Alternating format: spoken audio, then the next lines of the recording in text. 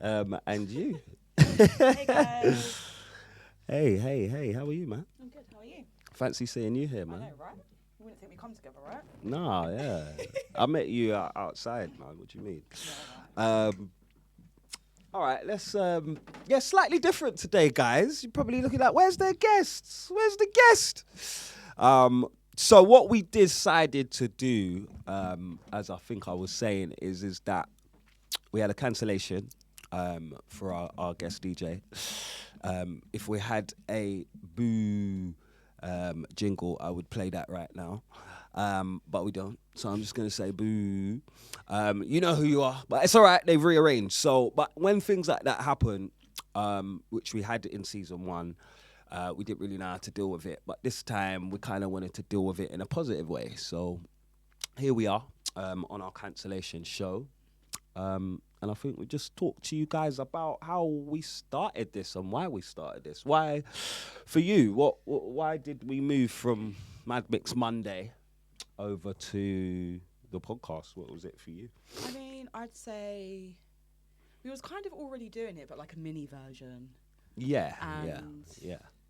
Maybe it was just a good idea for us to expand, give DJs that platform, to give the listeners a little bit of background on who they are, what insight into their lives, their DJ career, and, also some spicy topics. So, yeah, I think it was just a good transition. We already had the platform, obviously, of EXT. Yes, we did. We did have the So, platform. Bit large up to EXT as well. Big up management for EXT for giving us that opportunity. And obviously, we decided to just make it. I think, the quick fire questions were too quick almost, wasn't it? We had a few DJs on that I felt like wanted to talk a bit more. Lovely B3. Shout out Lee B3. Because he wants to talk. He wants to express, exactly. That's what and that's what we wanted. Yeah. So he actually, Lee B3, you was actually probably the final pin. What made us say, let's actually try and flip this into something where we can get a bit more detail. Yeah, definitely. So that's why we kind of started it. Obviously bringing, well, I wouldn't say dancers and ravers, but we wanted to try and get more engagement from ravers and people as well, you guys at home listening, and I think the podcast does that. So that's that. What do you think makes the podcast different? What makes it, why watch us? Well, I'd say obviously because of us. No, I'm joking. Everyone, we just lost hundreds of viewers. No, I'm joking. I'd say what makes us different is definitely the game show. Yes. I don't think I've really seen that out there with, DJs and that kind of thing. Yeah, it's a different twist, isn't it? Yeah, and I actually really enjoy that part. Yeah, and I think the DJs get a bit competitive as well when they play it. Yeah, a lot of them are quite nervous as well, to be honest. Don't really know what to expect. If you don't know what the game segment is, it's a section of the podcast where we say, it's called So You Think You're a DJ, and we ask the DJ questions that they should probably know. I'd say so. Things like what does the loop function do, or as Ministry of Sound, is that the longest serving club in the UK? Just things like that you should know if you're a DJ. And we've had some good contestants and timings And some rubbish ones. And some rubbish ones. We won't mention no names. That's a good take of why it's slightly different, why you guys should look into our show. It's also different because the DJ then gets to stand up and go and play. I never thought about it like that. You don't really get to kind of see, you either talk and you talk and that's the talk's it, done. or you play. Yeah. So here you talk and play. Yeah, you talk and play. So I think that's really a cool one because the DJ gets to, I think it's probably nervous for them sitting here doing this talk, but then they get to go and do what they're talented at, and what their passion is, which is play to you guys for an hour. So, and I think the final stamp on what makes us different is it's live. Yeah. We do a live podcast, guys. Yeah. That's the difficult part. That's the difficult part. Hence cancellations. Here we are. So yeah, that is why we would say, guys, lock into the What in the HMC podcast. Don't get it twisted. There are other podcasts out there, house podcasts out there. Jawsy's got his podcast. Shout out Jawsy for his. Make sure you look into some of that as well. He's definitely been doing some bits in the scene. Mr. I Love House as well, definitely doing his bit also in the scene. So large up you both as well as other podcasts within the house scene. And we're just here to support, man. So yeah, check us out, see what's going on, see YouTube, how HMC UK official. Say again. YouTube, HMC UK official. Yes. To watch all the previous shows. Yes, season 1 has been out. Now you can catch all of those episodes on our HMC UK YouTube channel. So just check it out, man. Leave us some feedback, then that would be cool. So all right, let's get into a bit more. What was the hardest part of running the podcast? What's been Running the hardest? or just doing it? Yes. Well, the whole thing. Like, what's been the hardest part for you? I'd say personally for me is just doing a podcast. In terms of the talking for me, obviously I'm not. Yeah, you're not a talker. Yeah. But I'm getting there. I'm getting better. She's done good, guys, right? I'm See, if I had the enjoying clap it jingle, now. I'd be doing the. But I kind of got over that now, and I'd say the organising was probably quite hard in the beginning. Every podcast felt like a real challenge. Yeah. But that's also getting easier as time goes on. I say the DJs are the hard work bit. It's just the cancellations and the backlog that causes for us. Yeah, we put a lot of work in behind the scenes. There's a team of 6 of us, so we do put in a lot of work in terms of contacting the DJ, creating a podcast info pack that gets sent to the DJ. Giving them enough time. When they come here, they get briefed before they come onto set. And then obviously we have to prepare the questions. So we have to go and do our research, prepare the questions and stuff. So yeah, when we do get a cancellation, and these things happen, don't get it twisted. We're not like, oh my God. Yeah, of course. These things do happen. So, but it's just obviously the work that is put in behind it. You know, if the DJ doesn't come on at another time, that all that work has been wasted. Yeah. So that's all it is. As well, you know, after the podcast, there's all the editing. The editing, that goes with it. Yeah, lots. Siphoning through clips and what to use, what not to use, and then posting them, scheduling them. Yeah. So yeah, a lot of work goes into it, guys. But also a lot of fun, guys. Let me know. Yeah, let's not talk about it like that. Well, people at home say, "Well, what are you doing it for? Yeah, Stop." No. Causing you stress. It's also good fun. It's good meeting the DJs. Yeah. It's great to. I'd say to be a part of the culture. We're definitely part of the culture. To speak to as many DJs as we have, to get as many opinions. And for giving the listeners to be chance of being part of the culture as well. Yeah. So, yeah, it's been a great journey. And as I said, season 1, quite a few guests on there we had. Who do we have off the top of my head? Jay Basin, Jay Dragon, Jadar. Yeah, all the Madge, J's. Madge, Jotham. Yeah, all all Sorry if I forgot you out. Yeah, Lance. Big up Lance. Yeah, big up Lance. He come on and done his bit. Devontae. Yeah, so we had a few. We had a good mixture of DJs.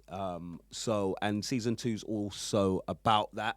What was one of your funniest moments, or one of the moments that stuck out for you throughout season 1? Really putting me on the spot here. That's what we like. That's how we like it. I'd say probably the most shocking moment was Jay Basin calling out the person who stole his USB. Yeah. Yeah. I forgot you did that, Jay. Yeah, he did. Yeah, he actually did. Like, and he pointed at them as well. And he pointed at them. Yeah. If they was watching, that would have really hit home. It would have got to you. Yeah. It's like, oh shit, he knows. Yeah. Yeah. That was a funny one. Yeah. What was yours? A good one for me, I tell you a serious one for me was seeing the transformation that God had on Jotham. I knew you was going to say that. That was massive because he was on stuff. And he's still on stuff, but just in a God way now. And just seeing that transformation and how, he sacrificed basically all of that to just to go, down the God route. Shout out to Jotham on that. It's a lot of sacrifice to do that. So for me, that was one of the biggest moments. That's because it's close to your heart. Yeah. So yeah, that was really cool. Jada had some good stuff, good topics she was talking about. Yeah. Which we'll kind of get into a little bit in a bit. Okay. So yeah, all right, cool. What about? Oh, in fact, let's get into it. What is your views? What's your views on, because we had a few questions about it in terms of, do DJs support each other now more than they do back in the day? Do they support each other less now? So we've interviewed quite a lot of DJs now, I'd say over 30, and had some quick fire questions or set them in the hot seat here and had a good 20 minutes of chat. So with all of that info, what are you saying? What do you think that verdict is for you? What's your opinion on that? I mean, I'd say that DJs they do support each other, but in their own cliques, if that makes sense. Yeah. I feel like in the DJ world, there's like little sets of groups of people, like DJs, and they kind of stick to their own, book their own, and, every now and again, if there's like a newcomer, they might put them on as like, like warm-up DJs. Yeah, but yeah. I feel like they probably stay in their cliques and circles within the DJ world and probably don't branch out as much as they probably should. Yeah. I'm with you. Okay, cool. So, and my opinion on that is I do think that DJs do support. I think the new school DJs now. Yeah, the new gens do. Yeah. Support each other more. It's all about social media and pushing each other's things, and so it's just the next. It's just level, where we are, isn't it? Yeah.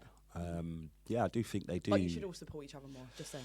Yeah, I've not heard one DJ. It's mad because I've spoken to a lot of DJs, and not one DJ will say, network? No, don't do that. That's crap.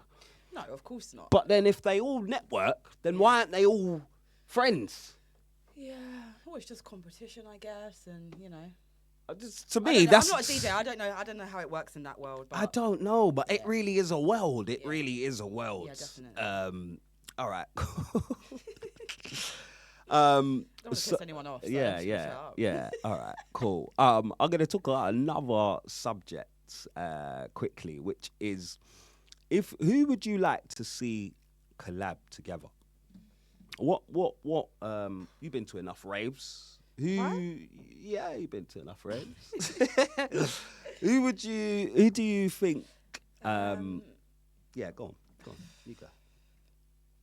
I actually don't know. What? No one. Which brands do you think should collab that haven't? And why haven't they? I don't know. I actually don't know. What do you think? All right, my thing is who would I want to see collaborate? I would want to see. Yeah. You want to stick me on the spot? Now what? Yeah. All right, something like. I don't know. Yeah, you put me on the spot. Because I'm trying to think, and I don't want to. All right, you know what? I'm gonna come with it. Right? I think it would be good if someone like the Foundation maybe collabed with Steppers. No, because that's quite a younger crowd. Steppers. Forward Motion, even. That'll be wicked. Older crowd, both two older crowds, both doing absolutely bits right now for the older scene. So that's the kind of collaboration. I just think more brands these days could collaborate more. Look at the success with the Forward Motion and say the Foundation. That's Kai Ibiza and shout out Kai and Stephen C. And then you've got the Foundation, which is Mark Radford, Lance Morgan, and Libby Free. So they've all. Then you got to remember, like Forward Motion and stuff, like they're massive now, and like, do they need to collab with anyone at this point? Probably not. No, true. You know, so if you don't need to, why bother? Yeah, why would you? If your brand's doing well and you're filling up the space and your ravers are happy, then what would be the point? Yeah. I think it'd be a good idea for like smaller brands to maybe do collabs with each other to. To get different crowds to their event and, new ravers. I think that's probably a good idea. Yeah. But I don't think it would work so much with bigger brands. That's my opinion. I could No, be wrong. no, it's good. It's good. It's good. It's good. It's good. It's good. All right. So, in terms of, here's another topic. And Jada was on here talking about this the other day, or when we had her on. And do you think the scene is more about image than actual talent? What do you mean? Social media image? What do you mean? How many followers you have? What you look like? I think what do all you of. mean? All right, let's put it this way, yeah. Why hasn't someone? Let's use Jada for example. Why hasn't someone like Jada been booked for 338 for Love Juice, for instance? Because she doesn't. She's a good enough DJ. She's had enough bookings. She's Absolutely sick international. DJ and She's a female. definitely deserves to be on flyers like that. But the point of that is like she doesn't fit the image of that, and that is like, I don't know. I feel like Love Juice want, you know, the slim girl with the big boobies bouncing around and the hair flowing around. Do you know what I mean? And like, is that true Love Juice? That's not true Love Juice. Love Juice. That's not true. George. That's not true. No, there's no point, because what I'm saying is that can't be true. There it is, and it's like that for many brands. Like, what do you mean? We're gonna post this clip, Jada. I'm gonna tag you, and then I'm gonna tag Love Juice and George. Right? Well, and let's see, because I'm hoping they're gonna say, "Of course not, Jada. You could play here. I doubt it. We'll book you in a couple of weeks or something." They'll probably ignore it. But anyway. But yeah, I think, you know... You know when you do documentaries on people and it's a bad one, and then it says at the end of the show, we tried to contact them and we had no response. Don't do that to us, Love Juice. I hope Love Juice don't do that. All right, but that was just for example. I'm just giving you for example. There's many totally of my understand. friends as DJs. It's not just women that happens to. No, Like, don't get it twisted. no. It's not just like a woman image thing. It's males as well. You know? No. I'm going to shout out Crib here. Crib UK. Sick. Absolutely sick DJ. I'm going to shout out Jerome Six and I think Lance Morgan, because I see him playing at one of their events, Sick. Rise, and I think he did something with Lance, I'm sure. But why isn't he? Why can't he get booked at an audio hall or give me another event, a House Passion? Shannon, you know, to me. I'm just saying. A lot of people say that when you go to certain events, there's the same DJs, the same kind of tunes, So mix it up. Yeah, I know, but they like that's their brand and that's what they cater to. So if you don't fit that, you don't fit that. Like, it's true. If that's not what the ravers want to see, then that's not what the ravers want. The people that go to Love Juice don't go to, I don't know, more underground raves because they like that very commercial, yeah. You know, like everyone there look like they're all like the same. So then why not people. ask the DJ that you're asking to play to just play commercial? Well, it don't work like that though, does it? We're going to do another podcast, especially on this subject, because we got to move on. All right, cool. Quick personal questions. What's one house track for you that can never leave your head? That you thinking? I'm just going to say, babe, so I don't know why you're asking me this question. That's all right. You already know, babe. Just hum it. Hum it. You already know I don't know the names She of don't. anyone. She doesn't. And I don't No, know the she names doesn't. of any No, song. she doesn't. I know She all the doesn't. songs, but I don't know. But you don't know. Okay. All right. You know. Well, I'm can't going do to that. say What, one for of us? one. Well, yeah, for me. Oh, okay. Maybe, but I'm going to say one of the biggest tunes. And people at home might say, "Oh, that's not the biggest tune of all time." And I'm not saying it is, but For you it is. for me, it's really big. And why? Hum it then. Because I saw two sets of crowds in two different festivals running as soon as the tune came on. Sing it then. I might even have it. Have I got it on here? We ain't got time for that, babe. We all want you to sing it. No. Sing it. Nah, it's not even on there. Oh, shame. You have to sing it now. Wait, is it on there? Yeah, it is. This tune. Oh. It's what it is. I knew it was going to be there. I saw everyone running. Everyone at two festivals. I see people. Yeah. Especially at a festival. It's a festival. What a tune. It's a summer tune. I see people pushing each other out the way. So for me, this is absolute banger. Sorry, let me pause it. So yeah, that's a banger for me. Baddest of them all. Big up yourselves. Who did that? I don't know. Don't know. See, we're so bad. But that for me is the anthem. Season 2. How do you think that's going to go? Season 2. Yeah, I'm excited for season 2. To be fair, we have already Different started. questions. We've already started season 2, but we just kind of rejigged it a little bit. So yeah, but our first guest, international DJ, had our Dancer. first and dancer, international dancer, just turned DJ, but absolutely seriously talented guy. Flew over from Spain, from Barcelona to come and stay. And obviously with us, and and come and do the podcast. So really big moment for us because our first international DJ. I know it's only Spain, but hey, they did take a plane. He flew, and was on there. So keep your eyes stuck out for that, guys at home. All right, cool. Kind of warming downish. Do you want to ask some of these, or what was you? Because you said you had something. You didn't tell me what it was, but you said you had something. So me and the girls, we've been talking. Okay. Yeah. And we want to know, are you really a raver?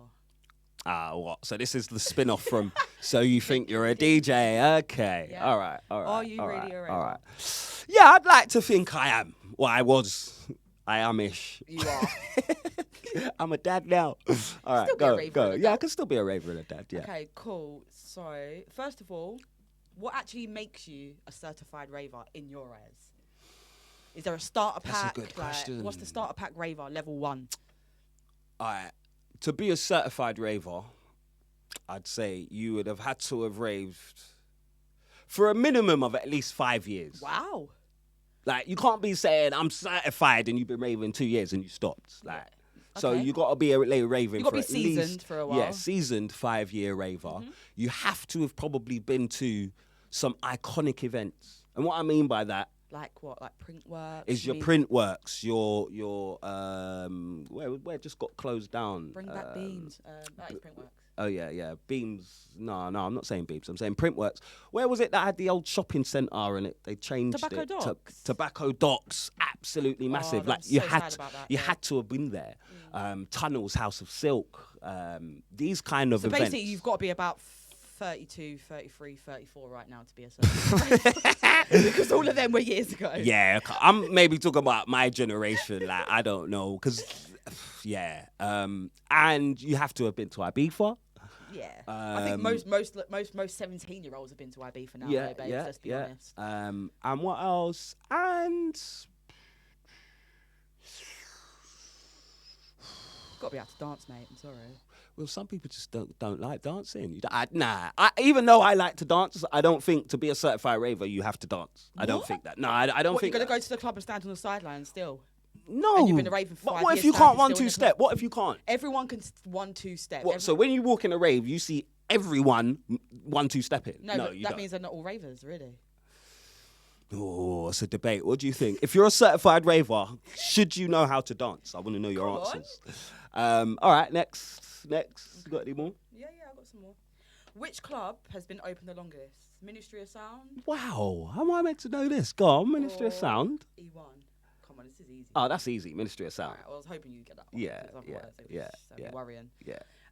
Which festival this year is the biggest one, putting around 10,000 ravers? Which festival this year Yeah. is in the UK? Yeah, it's going to be looking to put in around 10,000 ravers. That's forward motion. Yeah. That's forward motion. 10,000 ravers. I'll see you there. It is my birthday that weekend. Definitely going to be down there. Make sure you're there, guys. Cool. Anything else? All right, cool. Have you ever left a rave before the main DJ, the headliner? Yeah. Yeah. I have too. Definitely. I was probably with you, to be honest. Yeah, definitely. Do you remember when we paid £30 on the door at Coco's in Camden? Yeah. And we walked in and thought, and the lady was like, £30 to get in. And we was like, we don't care, £30. We paid it, we walked in. And we walked back out And without we that £30. walked out Yeah. in seconds. Yeah. Because the music was like, some disco night. It was absolutely insane. All right, anything else? No, I think that's it. Yeah? No. I don't know if you passed that, but it's fine. It's fine. All right, you lot let me know. We're going to do a clip on this. You lot let me know in the comments if I passed. All right, we're going to wrap up. It's been an absolute pleasure speaking with you guys. Oh, yes, I can see some of those comments. Exactly. Places like Coronet, Aquarium. These are serious, serious ravers. If you've been locked in, thank you so much. Big up your support, honestly. Keep supporting us as well. Go on, I know you wanted to say something. Make sure you check us out on YouTube, HMC UK official, yeah, TikTok. Yeah, definitely. Definitely, Insta. guys, support us. You'll see more and more podcast clips coming out, as well as some other bits. We're doing quite a lot now, supporting the scene, promoting, podcast, website is still being built. And we are coming with that very soon. And just thank you for your support, guys. Honestly, it's been a real pleasure. So much. We'll be back in 2. Yeah, we will. Brand new guest. Exciting. Ready to come again. We'll have some new tracks this time as well for Mad Mix Monday. And yeah, man, I think that's about it. Is anything else we gotta do? All right, let's leave them with this one. No, I'm not gonna leave them with that. Leave them with your favourite one. What should I? Yeah. All right, yeah, I will. Remember this tune, yeah. When you're at a festival. When you're at a festival, remember, yeah, you heard me tell you saw people running because you're gonna see them running again. All right, guys, it's been an absolute pleasure. I'm Reese. I'm Liz. Thank you, guys. Thank you so much. We'll be back in 2. Bye.